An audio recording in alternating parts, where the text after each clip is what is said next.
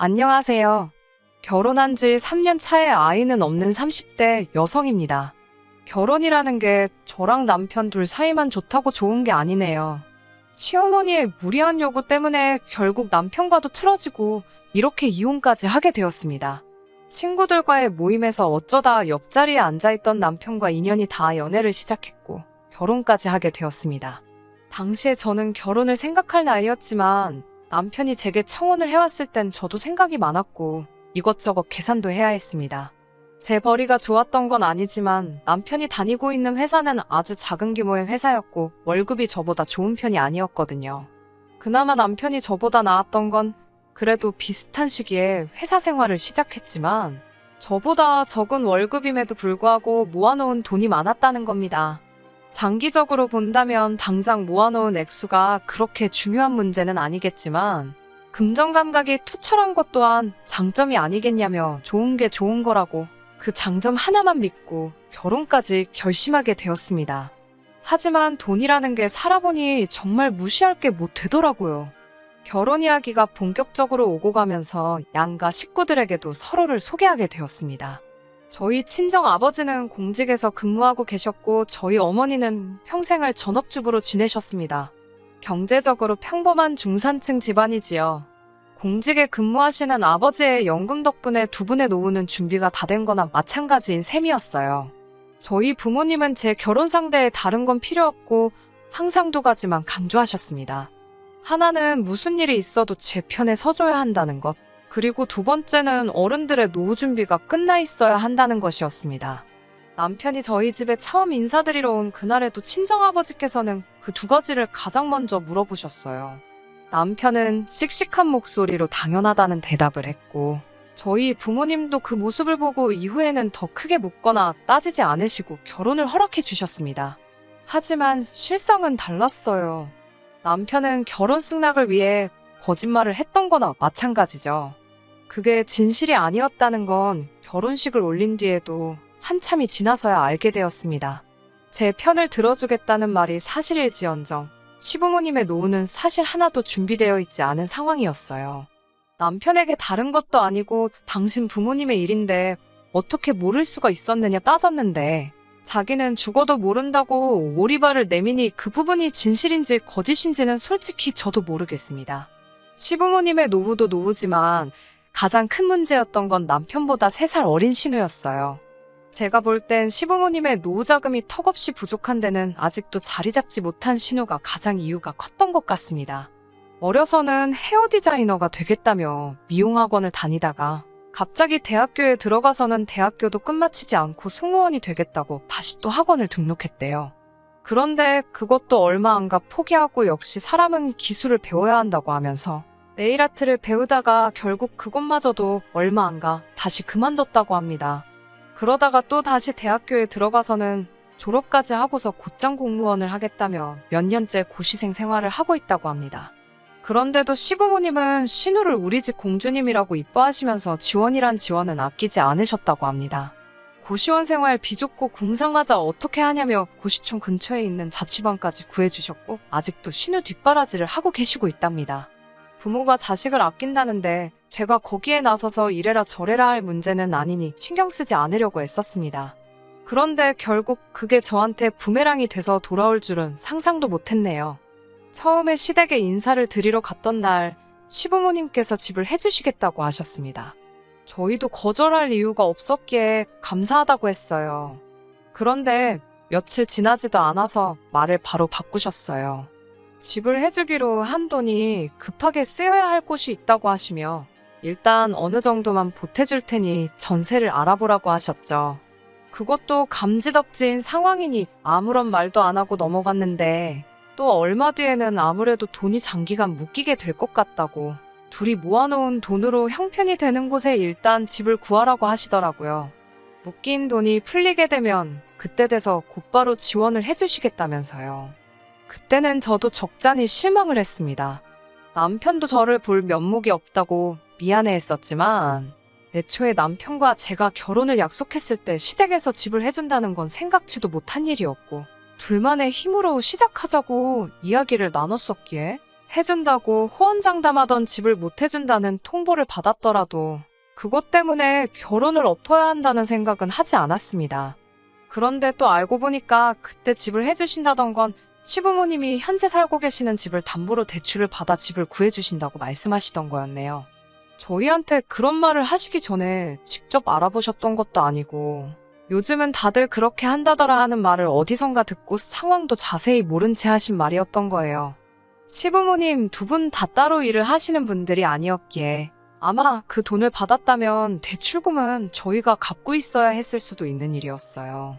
거기에 막상 대출을 받으려고 해도 현재 살고 계신 그 집에도 대출이 있는 상황이라 추가적으로 더 대출을 받을 수 있는 금액이 신혼집을 구해주실 정도로 많은 금액은 아니었습니다. 아마 추가로 받는 대출이 저희에게 두 번째 말한 집값의 일부를 내어주겠다고 하신 말씀이셨겠지요. 그런데 대출받은 그 돈마저도 공무원 준비하던 신우가 이번에는 무슨 사업을 하기로 했다고 해서 그마저도 다시 신우에게 돌아가게 된 거고요. 자초지종을 알고 나니 차라리 모르는 게 나았겠다 싶을 정도로 머리가 아파왔어요. 남편에게 이런 말이 어떻게 들릴지 모르겠지만 시부모님 재산 상황이 도대체 어떻게 되는 거냐고 알고 있는 걸 전부 말하라 물었습니다. 그러자 남편도 자기도 이 정도일 줄은 몰랐다면서 보아하니 신우 뒷바라지하면서 지금 빚이 좀 있으신 것 같다고 하더라고요. 결혼 전에 나한테 한 이야기랑은 달라도 너무 다른 것 아니냐고 했더니 남편은 아무 말도 못하고 고개만 숙이고 있었어요. 이미 시작한 결혼 생활인데 물을 수도 없는 일이고 단지 시부모님 빚에 전화 남편을 이유로 생긴 빚은 하나도 없으니 절대로 어떻게 해달라고 해서도 안 되고 알아서 해줘서도 안 되는 거라 말했습니다. 시댁과 어떤 일이로든 돈으로 얽히는 일만 없게 하자고 약속까지 했어요. 남편도 제가 하는 말이 맞다고 자기도 그렇게 해줄 이유가 없다면서 그런 일은 앞으로 없을 테니 걱정 붙들어 매라고 자신있게 이야기했고요. 몇 번이고 제 말대로 하겠다는 남편의 약속을 저는 철석같이 믿고 있었습니다. 시부모님의 지킬 수 없는 약속 때문에 신혼집을 따로 구하지 않고 임시거처로 아파트를 월세로 빌려 지내고 있었는데 일단 급한 대로 남편이 모아놓은 돈만 가지고 작은 빌라를 전세로 구해 들어가게 되었습니다. 친정부모님이 시댁에서 집을 해준다더니 왜 그렇게 급하게 이사를 가냐는 말에는 월세로 내는 돈은 버리는 돈 같아서 조금 그렇다고 둘러댔고 나중에 시간이 지나서는 남편과 저의 벌이 합치면 양가 부모님 도움 없이도 자리 잡을 수 있을 것 같다고 그냥 저희 둘만의 힘으로 살아보겠다고 말씀드렸어요. 전셋집을 구하면서도 대출받고 싶은 마음이 굴뚝 같을 정도로 예산이 빠듯했기 때문에 혼수를 많이 생략했는데 친정부모님께서 그럼 혼수라도 다 해주고 싶다고 그건 어떠냐고 하셨지만 남편이 괜히 기죽을 것 같다는 생각에 그마저도 제가 거절했습니다. 시댁의 지원은 없었던 일이나 마찬가지였지만 새 집을 구할 때도 여전히 남편이 모아놓은 돈으로 대부분 해결이 가능했기 때문에 그냥 둘이서 잘 살아보자 다짐하고 저희들 힘으로 잘 해보고자 하는 생각이었어요. 비록 전세이긴 했지만 그래도 양가 어른들을 모시고 집들이도 했습니다. 일정 조율이 어렵기도 하고 어색한 분위기 때문에 불편하실 것도 같아서 따로따로 모셨습니다. 친정부모님은 원래 시작하는 부부들은 고생 좀 해도 된다고 하시면서 그래도 둘이 이만큼 해놓고 산다 하니 기특하다 하셨습니다. 하지만 시부모님의 반응은 달랐습니다. 이런 코딱지만한 집에서 어떻게 사냐면서 그러니까 고집 부리지 말고 친정에서라도 도움 좀 받지 그랬냐 하시더니 그냥 당신들 집에 들어와서 살라고 할 걸 그랬다고도 하시며 자꾸 듣기 싫은 소리만 하시더라고요. 게다가 제가 뒷이야기를 안다는 걸 모르셨는지 돈을 어디다 투자를 했는데 그 돈이 묶여가지고 집을 못 사줬다면서 또 쓸데없는 변명을 늘어놓으시는 거예요. 체면치레로 하시는 말씀 같긴 했지만 엄연히 거짓말인데 아무렇지 않게 하시는 그 모습이 어이없었어요. 그 이후로 이혼을 결심하기까지 정말 열심히 살았습니다. 아무리 제가 돈을 잘 번다고 해도 남편 수입이 워낙 적기도 하고 불안정하다 보니 마음을 편히 가질 수가 없었습니다. 저는 못해도 5년 내로 작은 아파트라도 사서 전세살이를 끝내고 싶었고요. 그래서 정말 절약하며 살았습니다. 다행히 남편도 알뜰한 편이라서 그 때문에 서로 마음이 상하거나 하지는 않았어요. 남편은 그달그달 벌어온 돈을 저에게 전부 주었고 그럼 저는 그 돈에서 딱 50만 원만 빼서 생활비에 썼습니다. 제가 번 돈에서도 똑같은 금액을 빼서 생활비로 썼고요. 나머지는 가족 행사나 명절이 없으면 전부 모으는 식으로 한마디로 무식하게 돈을 모았습니다. 없으면 없는 대로 안 쓰고 있어도 있는 대로 안 쓰는 방법으로요. 투자 같은 건 꿈도 꿀 수 없었고 목표 금액을 모으면 그때 가서야 한번 시작해볼까 그런 생각을 하던 차였습니다. 그러다 얼마 전이었어요. 평소에 잘 알고 지내던 부동산에서 좋은 매물이라며 하나를 보여줬는데 마음에 쏙 들더라고요. 전세 계약 기간도 끝나가고 잘 됐다 싶었습니다. 전세금을 돌려받고 저희가 모은 돈까지 다 합쳐도 좀 부족해서 추가적으로 대출을 더 받아보려 알아보는 과정에 남편이 저 몰래 월급의 일부를 숨기고 있었다는 사실을 알게 되었습니다. 여기까지만이라면 어찌어찌 이해할 수 있었을 겁니다. 남편이 월급을 저에게 전부 주고 있었고 저는 아끼고 모은다고 남편에겐 용돈을 최소한으로 주고 있었거든요. 남자가 사회생활하는데 비상금 어느 정도 빼돌린 건 눈 감아 줄 만한 일이라고 생각했습니다.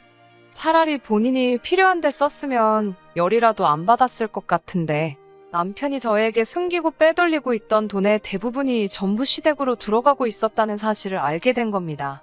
한 달에 40만 원에서 50만 원 사이에 큰 액수가 매 달마다 저도 모르는 사이에 시댁으로 흘러들어가고 있던 거였어요.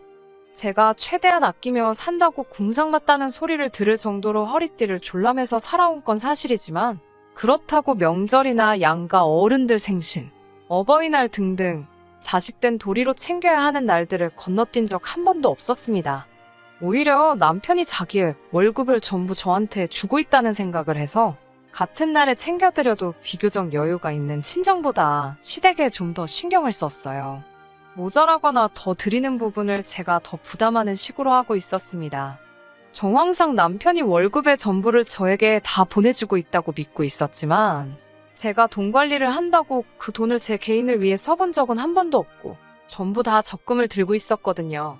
그런데 남편이 제게는 단 한마디의 상의도 없이 독단적으로 받는 월급을 숨겨 그 일부를 시댁에다가 보내고 있었다는 사실에 실망감을 감출 수가 없었습니다. 그동안 저 몰래 시댁으로 보내준 돈이 결혼한 기간으로 치면 1,000만 원이 넘어갈 정도의 거금이었거든요. 배신감에 소름이 다 끼치더라고요. 퇴근한 남편에게 최대한 차분한 목소리로 이게 어떻게 된 일인지 설명해보라고 했습니다. 그러자 남편이 이제 다 걸려서 어쩔 수 없다고 생각했는지 저에게 솔직히 털어놓더라고요. 시어머니께서 신우 때문에 대출을 받았는데 상환할 능력도 안 되시고 신우는 배째라는 식이라 자기가 보태준 거라고요. 결혼할 때 하나도 도와주시지도 않았는데 어떻게 이러실 수가 있냐고 하니까 미안하다면서 그래도 가족이 힘들다는데 자기도 어쩔 수 없었다고 그러더군요. 남편에게 이건 부부간 신뢰의 문제라고 저한테 물어라도 봤어야 하는 거 아니냐고 따졌습니다. 그러자 소잡아먹은 귀신이 붙은 것 마냥 남편은 입을 꾹 다물고 한마디도 하지 않더라고요. 아마 이때부터 저도 마음속에서 남편에 대한 마음이 조금씩 달라졌던 것 같아요. 사는 게 좀 쪼들리고 고생스러워도 남편과 둘이 언젠간 더 크게 행복할 거라 믿었기에 참고 또 참았던 건데 이렇게 뒤통수를 맞으니 너무 아프더라고요. 그 와중에 시어머니 생신이 돌아왔습니다. 예전 같으면 용돈과 선물을 준비했을 테지만 이번만큼은 그러고 싶지 않더라고요. 치사하게 들으실 수도 있지만 제 나름대로 남편이 저 몰래 시댁에 보낸 그 1,000만 원에서 얼마씩 제하려고 계산을 했던 거예요. 어차피 시댁에 들어갈 돈이었다고 최대한 좋게 넘어가 보려고 한 거였습니다. 시댁에 도착했는데 제 손에 아무것도 들려있지 않으니 딱 봐도 시어머니가 실망한 게 보였습니다만 아무것도 모르는 척 했습니다. 남편은 제가 언제 터질지 모른다는 생각을 했는지 시댁인데도 좌불안석 안절부절이더군요. 시어머니와 대화를 나누던 중에 새 집으로 이사를 간다고 들었는데 그 짧은 시간에 돈을 그렇게나 많이 모았냐고 물어보시더라고요. 지키지도 못할 말 해서 인생 계획을 미루게 만든 장본인이 누군데 뻔뻔하게도 그런 소리가 나오나 싶었지만 꾹꾹 눌러 참으며 모은 돈만으로는 부족해서 대출을 알아보고 있다는 대답을 했습니다. 저는 거기서 오히려 저희에게 조금 미안한 감정이라도 느꼈으면 하는 마음이었어요. 그런데 시어머니는 그러냐고 그러면 이왕 대출 받는 거 조금 넉넉하게 받으면 어떻겠냐고 물어보셨어요. 요 최근 들어 주식이니 뭐니 해서 따로 돈 굴리는 게 현명한 방법이라는 말을 많이 들어와서 대출을 많이 받는 편도 생각해보기도 했지만 당시 저도 결혼한 지도 벌써 5년 차에 더 이상 돈 모은다고 자녀 계획을 늦출 수는 없다는 생각을 했고 아이가 태어나면 아무리 짧게 잡아도 반년 가까이는 남편이 외벌이를 해야 하는데 도무지 이자가 감당할 수 있는 수준이 아니란 걸 알고 진작에 마음을 접고 있었거든요. 다른 대답은 하지 않고 대출은 최소한으로 받으려고 생각 중이라고만 대답했습니다. 그래도 시어머니는 계속 이왕 받는 건데 넉넉하게 받으라는 식으로 저를 자꾸 회유했고요. 신우도 옆에서 요즘은 대출 받는 것도 능력이라고 받을 수 있을 때 최대한으로 받는 게 좋다는 식으로 말을 하더라고요. 내 집 사는데 대출을 제가 필요한 만큼만 받겠다는데도 자꾸 더 받으라는 식으로 나오니 뭔가 다른 꿍꿍이가 있는 게 아닌가 싶어서 슬쩍 의아하다는 식으로 반응했어요. 그랬더니 곧바로 대출을 넉넉히 받으라고 말한 진짜 속내를 이야기해오더군요. 신우가 새롭게 장사를 시작해보려고 하는데 가게를 얻을 돈이 없다면서 보증금이라도 얼마 더 보태주려고 그러신다는 거예요. 그 말을 듣자마자 저는 신우를 보고 한껏 웃어 보였습니다. 신우 가게 차려주려고 지금 저보고 대출을 더 받으라고 하시는 게 진심이냐고 물어봤어요. 시어머니는 살짝 기분이 상했다는 표정으로 뭐 이번에 몫이 좋은 곳을 알아놨다며 신우가 이번에 카페를 하나 시작해보려고 한다고 하시더라고요. 저는 신우가 이번에는 카페를 한다고요? 전에 하던 옷가게 말아먹은 지 얼마나 됐다고 이번엔 카페를요? 하고 비웃는 것처럼 크크대면서 웃었어요. 신우가 자기가 저한테 무시당했다는 걸로 생각을 했는지 옆에서 얼굴이 시뻘개져서 있더라고요. 신우가 못 갚으면 어떻게 되는 거냐고 요즘 이자도 오른다니 어쩐다니 말이 많은데 그거 다 제가 갚아야 되는 거 아니냐고 물으니 대출도 능력이라고 떠들다가 제가 팩폭을 날리니 아무 말도 못하던 신우가 벌떡 커피가 원가율이 어떻고 마진이 저떻고 하면서 어디서 주워들은 걸 저에게 떠들어대며 설명을 하려고 하더라고요. 언니는 회사만 다녀서 실상을 모른다고 하면서 말이죠. 그래서 제가 신우한테 혹시 카페에서 알바라도 해본 경험이나 있냐고 물었어요. 그러니까 대번에 하는 말이 자기가 일할 게 뭐 있냐고 이 대한민국 땅에서 카페에서 일 안 해본 알바생 찾는 게 더 힘들 거라면서 사람을 쓰겠다는 말을 하더라고요. 솔직히 가소롭기 짝이 없었어요. 자기가 죽기 살기로 배워서 바닥부터 한다고 저한테 사정을 해도 해줄 생각이 전혀 안 들 정도로 신우라는 인간 자체의 신뢰도가 바닥인 상황인데 그런 것도 모르고 관련된 일 한번 안 해보고 사람 써서 앉아서 쉽게 돈 벌려는 생각을 하니 다른 건 몰라도 신우가 사람 되기는 글렀다는 생각이 들었습니다. 그리고 그 신우를 싸고 도는 시부모님에겐 더 이상 노후 준비는 없고 이런 식으로 매번 신우에게 등골이 빨아먹힐 거라는 생각도 들더군요. 솔직히 시부모님과 신우의 부탁을 거절하는데 미안한 마음조차 들지가 않았어요. 여태까지 신우의 전적이 화려한데 그동안 제가 아무 말도 안 한 건 전부 시부모님 돈으로 자식 뒷바라지 해주신 거여서 아무 말도 안 한 거라고 말했죠. 그래서 해주기로 한돈 안 주셨어도 아무 말도 안 했던 거였다고요. 그런데 그동안 남편에게서 소액이지만 매달 신우가 말아먹은 사업 문제로 돈을 받아왔고 그것 또한 좋게 넘어가려고 하고 있는데 제가 제 이름으로 대출까지 받아 신우에게 줘야 되냐고 그렇게는 못하겠다고 딱 잘라 대답했습니다. 그러니 시어머니는 저보고 그놈의 돈밖에 모른다고 화를 내시더라고요. 우리 아들이 벌어오는 돈 전부 다 가져다가 쓰면서 힘든 가족 위해서 도와주는 게 그렇게 어렵냐고 하시더라고요. 어머님한테 아들이 벌어오는 돈이 얼만지나 아시냐며 그마저도 한동안 그 돈 뜯어먹고 계시지 않았냐고 한마디 했어요. 신우는 분위기 파악도 못하고 이번에는 진짜들 사업이라면서 저에게 자꾸 할 생각도 없는 투자를 강요하더군요. 오히려 저한테 어차피 언니 돈도 아니지 않냐며 빌릴 수 있을 때 좀 더 빌려달라고 하는 건데 뭐가 그렇게 어려워서 자기 돈인 것 마냥 유세냐는 식으로 말을 하더라고요. 너는 그게 문제라고 네가 스스로 벌어놓은 돈이 하나도 없고 남이 돈 쓰는 게 당연하다 생각하니 동기한 줄 모르는 거 아니겠냐 한마디 했습니다. 여태까지 너가 날려먹은 것만 생각해도 너네 부모는 노후가 끝나고 너네 오빠는 신혼집 번듯하게 갖고 시작했을 거라고. 제발 정신 좀 차리고 똑바로 살라고 한마디 했어요. 시부모님은 신우한테 팩폭 날리는 저를 보고 당연히 신우 편을 들며 저를 욕했죠. 이게 감히 어디서 함부로 입을 놀리냐며 당장 신우한테 사과하라고 성하더라고요. 가족이 필요할 때 도와주는 게 맞지 어디서 잘하고 있는 애 길을 꺾고 있냐면서요. 어차피 가족의 일원이 되고 싶은 마음도 없었지만 이런 식으로 남의 도움 필요할 때마다 가족 취급 받으며 원하는 대로 해줘야 하는 거라면 그냥 오늘부로 가족 안 하겠다고 말하고 시댁에서 나왔습니다. 주차장까지 쫓아나온 남편이 아무리 그래도 그렇지 네 말이 너무 심했다고 다시 그 집구석으로 들어가 자기 가족들한테 또다시 사과하랍니다. 솔직히 그때 저를 붙잡고 가족들이 절에서 미안하다 사과하는 신용이라도 보여줬다면 믿음이라도 갔을 텐데 그 말을 듣자마자 정말 마음속에 가늘게나마 남아있던 신뢰의 끈이 끊어져 버렸어요.